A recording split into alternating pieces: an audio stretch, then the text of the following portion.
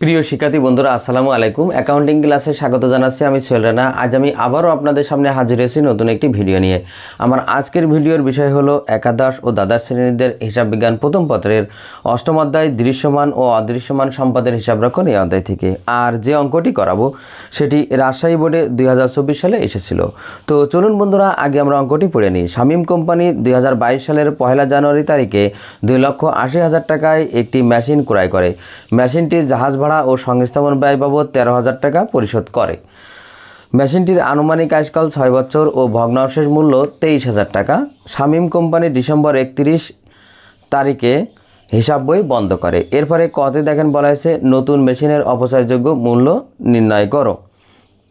তো অপচয়যোগ্য মূল্য নির্ণয় করতে হলে আমাদের প্রথমে মনে রাখতে হবে যে কোনো স্থায়ী সম্পদ ক্রয় করা থেকে শুরু করে ঠিক ব্যবহারের আগ মুহূর্ত পর্যন্ত যত খরচ হবে সব খরচ একত্রে যোগ করে মেশিনের মোট মূল্য নির্ণয় করা হয়।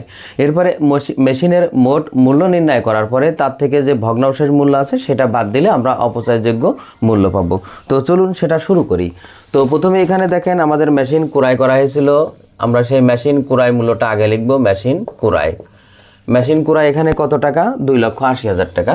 আমরা প্রথম টাকার ঘরে 2,80,000 টাকা লিখলাম।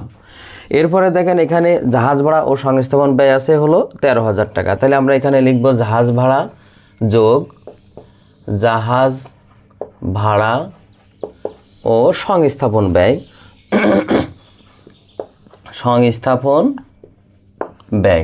জাহাজ ভাড়া ও সংস্থাপন ব্যয় আমাদের এখানে কত? 13,000 টাকা। দুইটা মিলে একত্রে 13,000 টাকা।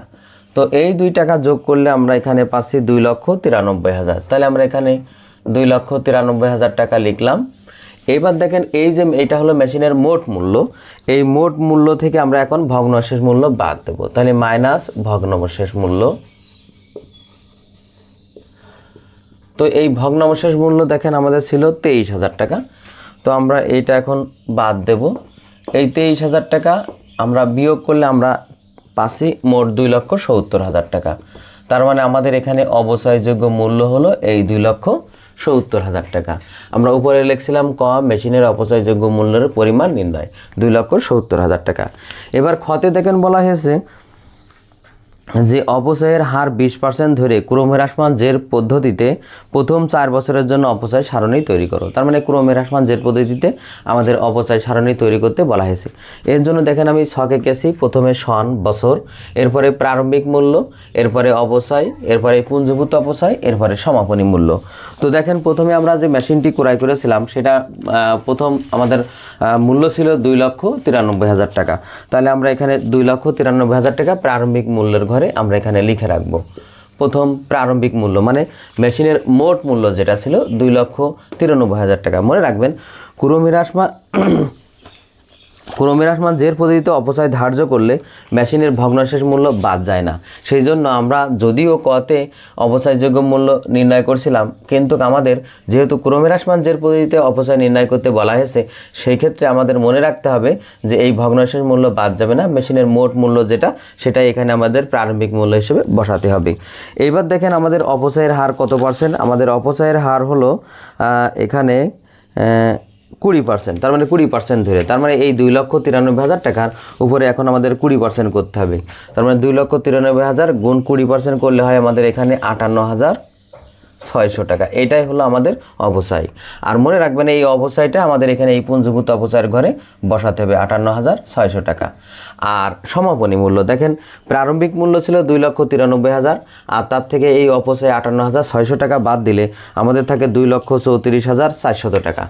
এই 2,34,400 এইটা হলো আমাদের সমাপনী মূল্য। এই সমাপনী মূল্য আমরা আবার প্রারম্ভিক মূল্যের ঘরে বসাবো। তার মানে প্রারম্ভিক মূল্য আবার আমাদের 2,34,400 টাকা আমরা বসাই নিলাম। এবারও আমাদের এই টাকার উপরেই আবার অপচয় কাটতে হবে 20% প্রারম্ভিক মূল্যের উপর। মনে রাখবেন ক্রমহ্রাসমান জের পদ্ধতিতে সবসময় অপচয় বাদ দিয়ে পরের বছরের অপচয় কাটতে হয়। যেহেতু প্রথম বছরের প্রারম্ভিক মূল্য ছিল 2,93,000, তারপরে অপচয় কাটছিলাম 58,600 হয়েছিল। এই 58,600 প্রারম্ভিক মূল্য থেকে বাদ দিয়ে হয়েছিল 2,34,400। এইবার আমরা এই 2,34,400 প্রারম্ভিক মূল্যের ঘরে লিখলাম। এর উপরে আবার আমরা 20% অপচয় কাটবো। তার মানে অপচয় বাদ দেওয়ার পরে যেটা হয়েছিল সেটাই প্রারম্ভিক মূল্য, তারপরে আমরা আবার 20% অপচয় কাটবো, কাটলে আমাদের হবে 46,880। তাহলে আমরা এখানে 46,880 লিখলাম। এবার দেখেন পুঞ্জীভূত অপচয়ের ঘরে, তা আগের বছর পর্যন্ত আমাদের মোট অপচয় ছিল 58,600, আর এই বছরে আমাদের অপচয় হয়েছে 46,880। তাহলে এইটার সাথে এই মানে আগের যে ব্যালেন্স পুঞ্জীভূত অপচয়ের, তার সাথে এই চলতি বছরের এই বছরের অপচয় যোগ করে যেটা হবে সেটাই হলো আমাদের মোট পুঞ্জীভূত অপচয়। তার মানে আমাদের এখানে 1,05,480, এটার সাথে এটা যোগ করলে 1,05,480 টাকা। এটা ছিল আমাদের মোট পুঞ্জীভূত অপচয়। এরপরে আমরা আবার সমাপনী মূল্য নির্ণয় করব। তো দেখেন প্রারম্ভিক মূল্য ছিল 2,34,400, তার থেকে 46,880 বাদ দিলে হয় 1,87,520। তাহলে আমরা এখানে লিখব 1,87,520 টাকা। এটা ছিল আমাদের সমাপনী মূল্য। এইটা আবার 2024 সালের প্রারম্ভিক মূল্যে আমরা বসায় নেব। তার মানে 1,87,520 টাকা। এটা হলো এই বছরের জন্য প্রারম্ভিক মূল্য। আবার আমরা এই বছরে যখন অপচয় কাটবো এই টাকার উপরে 20% করব, করে আমরা এই অপচয়ের ঘরে বসাবো। সেখানে আমাদের আসবে হলো 37,504 টাকা। তাহলে আমাদের এখানে 37,504 টাকা হলো এই বছরের অপচয়। এইবার দেখেন আমরা পুঞ্জীভূত অপচয়ের ঘরে বসাবো। তো আগের বছর পর্যন্ত আমাদের মোট পুঞ্জীভূত অপচয় হয়েছিল 1,05,480। এর সাথে আমাদের এই বছরের অর্থাৎ 2024 সালের যে অপচয় হয়েছে সেটা যোগ করলে আমরা এই বছর পর্যন্ত মোট পুঞ্জীভূত অপচয় পাবো। তার মানে এই পুঞ্জীভূত অপচয়ের ঘরে মনে রাখবেন আগের ব্যালেন্স আর এই চলতি বছরের অপচয় যোগ করে সর্বদা বসাতে হবে। তার মানে 1,42,984, 1,42,984। তার মানে এই বছর পর্যন্ত আমাদের মোট পুঞ্জীভূত অপচয় 1,42,984। এবার দেখেন আমরা সমাপনী মূল্য বসাবো। তো প্রারম্ভিক মূল্য ছিল 1,87,520 টাকা, তার সাথে অপচয় 37,504 টাকা বাদ দিলে আমাদের থাকে 1,50,016 টাকা। তার মানে 1,50,016 টাকা হলো আমাদের এই বছর পর্যন্ত আমাদের সমাপনী মূল্য। তো এই সমাপনী মূল্য আবার আমরা 2025 সালের প্রারম্ভিক মূল্যে বসাবো। তার মানে 1,50,016, 1,50,016 টাকা আমরা আবার বসাই নিলাম প্রারম্ভিক টাকার ঘরে। এইবার দেখেন আমরা আবার 20% করব, করে আমরা এখানে এই 15,016 টাকার উপর 1,50,016 টাকার উপর আমরা অপচয় কাটবো। কাটলে আমাদের আসে হলো 30,003 টাকা। তো আমরা এখানে 30,003 টাকা হলো আমাদের এই বছরের অপচয়। তো এই বছরের আগের বছর পর্যন্ত আমাদের পুঞ্জীভূত অপচয় হয়েছিল কত? 1,42,984। তার সাথে আমাদের এই 30,003 টাকা যোগ করে আমাদের মোট পুঞ্জীভূত অপচয় হবে 1,72,987 টাকা। আর এবার আমরা সমাপনীর ঘরে বসাবো। মনে রাখবেন প্রারম্ভিক মূল্য থেকে আবার এই বছরের অপচয় বাদ দিলে আমরা এই সমাপনী মূল্য পাবো। তার মানে 1,50,016 থেকে 30,003 টাকা বাদ দিলে থাকে 1,20,013 টাকা। তার মানে 1,20,013 টাকা। এটাই ছিল আমাদের খ প্রশ্নের উত্তর। এবার গতে দেখেন বলা হয়েছে 2022 ও 23 সালের জন্য মেশিন হিসাব এবং পুঞ্জীভূত অপচয় হিসাব তৈরি করো। তো আমাদের মেশিন হিসাব আর পুঞ্জীভূত অপচয়ের খতিয়ান করতে বলা হয়েছে। তো খতিয়ান করতে হলে প্রথমে আমাদের জাবেদা করতে হবে, কিন্তু এই অঙ্কে দেখেন আমাদের জাবেদা করতে বলা হয়নি, তাই আমরা মনে মনে জাবেদা করে তারপরে সেই জাবেদা থেকে এই খতিয়ানে স্থানান্তর করব। তো প্রথমে দেখেন আমরা মেশিন ক্রয় করেছিলাম 2,80,000 টাকা দিয়ে, সাথে দেখেন জাহাজ ভাড়া ও সংস্থাপন ব্যয় করেছিলাম 13,000 টাকা। তো আমরা জানি কোনো স্থায়ী সম্পদ ক্রয় থেকে ব্যবহারের আগ পর্যন্ত যত খরচই হোক না কেন একত্রে যোগ করে জাবেদা করা হয়। তো এখানে আমাদের তাহলে 2,80,000 আর 13,000 টাকা যোগ করলে মূল্য দাঁড়ায় 2,93,000 টাকা। তার মানে এই 2,93,000 টাকা মেশিন ক্রয়ের জাবেদা করব। তো মেশিন ক্রয়ের জাবেদা হলো মেশিন হিসাব ডেবিট আর ব্যাংক হিসাব ক্রেডিট। তো জাবেদা আমি আগের ভিডিওগুলোতে ব্যাখ্যা করে শিখাইছি, এখানে আমি জাস্ট মনে মনে শুধু জাবেদা করব, তারপরে আমরা এখানে খতিয়ানে ট্রান্সফার করব। তাহলে আমাদের এখানে জাবেদা আসছে কি ব্যাংক মেশিন হিসাব ডেবিট, ব্যাংক হিসাব ক্রেডিট। যেহেতু আমরা মেশিন হিসাব করছি আর মেশিন হিসাব যেদিকে সেদিকে টাকা বসবে, আর মেশিন হিসাবের বিপরীত হিসাবটা আমরা এখানে লিখব। যেহেতু এখানে আমরা মেশিন হিসাবের বিপরীত হিসাব ব্যাংক হিসাব, তাহলে আমরা এখানে ব্যাংক হিসাব লিখলাম ব্যাংক হিসাব, আর টাকা লিখব যেহেতু মেশিন হিসাব ডেবিট হয়েছিল ডেবিট দিকে 2,93,000 টাকা। আর এই টাকার সঙ্গে সঙ্গে এই ডেবিট ব্যালেন্সে চলে যাবে, তাহলে আমরা এখানে ডেবিট ব্যালেন্সে 93,000 টাকায় লিখলাম। তার মানে এখানে যেহেতু ডেবিট হয়েছিল আর ঠিক ব্যালেন্সের ঘরেও আমরা ডেবিট দিকে লিখলাম। এবার দেখেন 2022 সালে আর কোনো লেনদেন হয়নি। এরপরে যেহেতু আমাদের 22 এবং 23 সালের খতিয়ান করতে বলা হয়েছে, তাহলে আমরা 2023 সালে এবার চলে যাব। তবে দেখেন 2023 সালে মেশিন সংক্রান্ত কোনো লেনদেন সংগঠিত হয়নি, তাই আমরা এখানে শুধুমাত্র ওই টাকাটাই আমরা ব্যালেন্স বলে লিখে দেবো। তার মানে ব্যালেন্স বিডি অথবা ব্যালেন্স যাই লাগেন হবে। তার মানে আমরা এখানে ব্যালেন্স বিডি বলেই লিখলাম। কত টাকা? ওই 2,93,000 টাকায়। তার মানে 2022 সালে যেমন ব্যালেন্স হয়েছিল 2,93,000 টাকা, 2023 সালে কোনো লেনদেন সংগঠিত হয়নি, তারপরেও ওই আগের ওই ব্যালেন্সটাই এই সালের ব্যালেন্স হিসাবে আমরা লিখে দেবো। এটাই ছিল আমাদের মেশিন হিসাবের খতিয়ান। এবার দেখেন পুঞ্জভূত অপচয়ের খতিয়ান করতে বলা হয়েছে। তো পুঞ্জভূত অপচয় যে জাবেদায় থাকবে সেই জাবেদা থেকে আমরা এই পুঞ্জভূত অপচয়ে নিয়ে আসবো।